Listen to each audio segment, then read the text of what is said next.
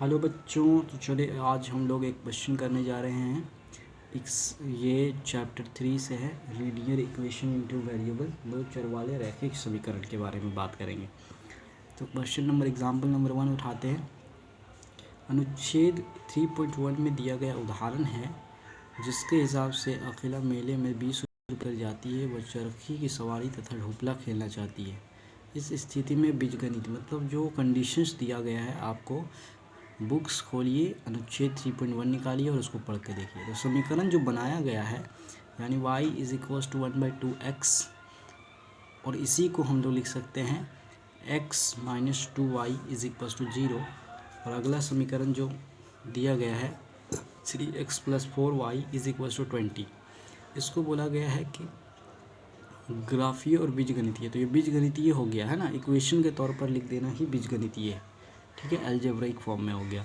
उसके बाद समीकरण ग्राफीय मेथड से हम लोग सॉल्व ऐसे करेंगे, समीकरण 1 से तो y is equals to x/2।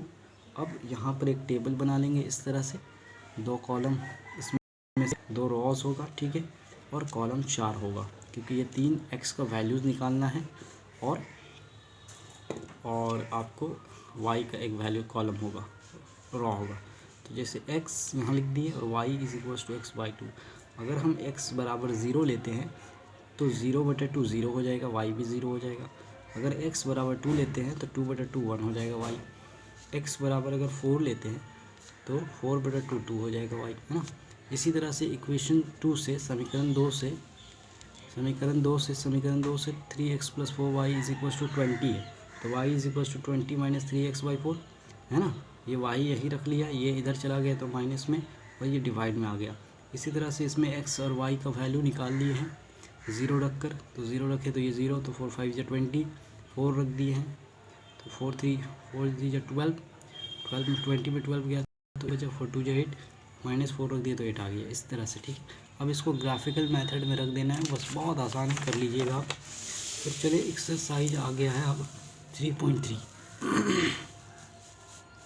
Exercise 3.3 रैखिक समीकरणों को प्रतिस्थापन विधि सब्स्टिट्यूशन मेथड से, है ना,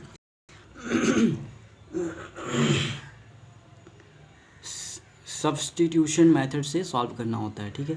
तो जैसे इक्वेशन 1 दिया हुआ है x plus y is equals to 14, x minus y is equals to 4, ठीक है। तो हल लिख लेंगे, x plus y is equals to 14 one equation मान लिए, x minus y is equals to 4 second equation मान लिए समीकरण 1 से। तो यहाँ पे x plus y is equals to x is equals to लिख सकते हैं 14 माइनस वाई, यानी कि x को लिख दिए है y के टर्म में। तो ये x का वैल्यू जो आ गया है ये इतना आ गया है।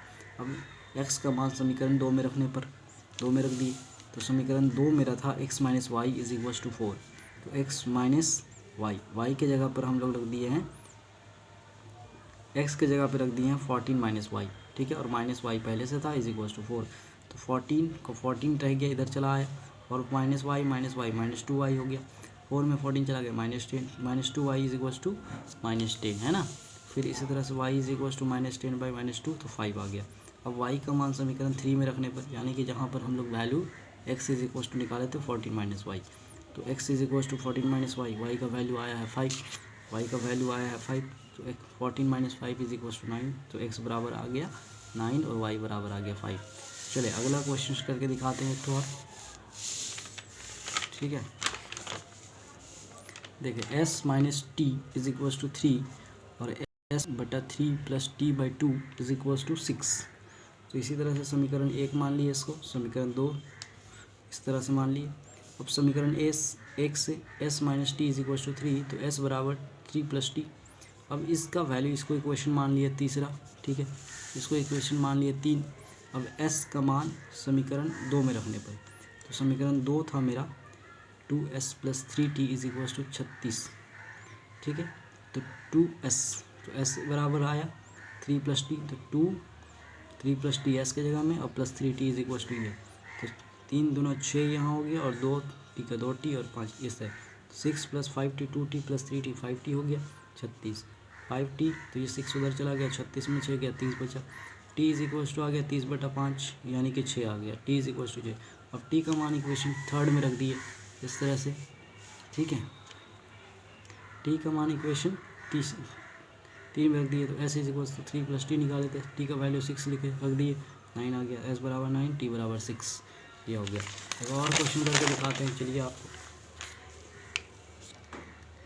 ठीक है। 3x minus y is equal to 3, 9x minus 3y is equal to 9, equation 1 मान लिए, इक्वेशन 2 मान लिए, समीकरण 1 से 3x minus y is equal to 3, तो y is equal to 3x minus 3, यानी कि y को इधर कर दिए और ये 3 को इधर कर दिया, 3x minus 3 y is equal to y आ गया।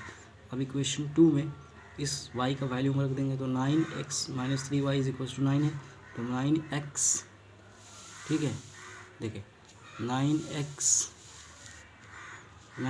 Minus 3 y is equal to 9, तो 3y की जगह में 3x minus 3 is equal to 9, तो सॉल्व कर लेंगे, 3 3 जा 9 माइनस 9x, 3 इंटू माइनस 3 तो प्लस 9 इज इक्वल टू 9, उसके बाद 9x माइनस 9x 0 हो गया, 9 माइनस 9 0, तो यहाँ पे दोनों तरफ शून्य प्राप्त हो गया, अतः समीकरण युग्म का कोई हल नहीं, यानी कि जो ग्राफ में इसकी रेखाएं होगी वो एक दूसरे के समांतर होगी, इसलिए जब ऐसा कंडीशन आ जाए या कांस्टेंट आ जाए तो कोई हल नहीं होता है। वीडियो अगर अच्छा लगा हो आपको तो लाइक शेयर एंड सब्सक्राइब लाजमी कर ले और अपने दोस्तों में शेयर ज़रूर कर दें। Thank you.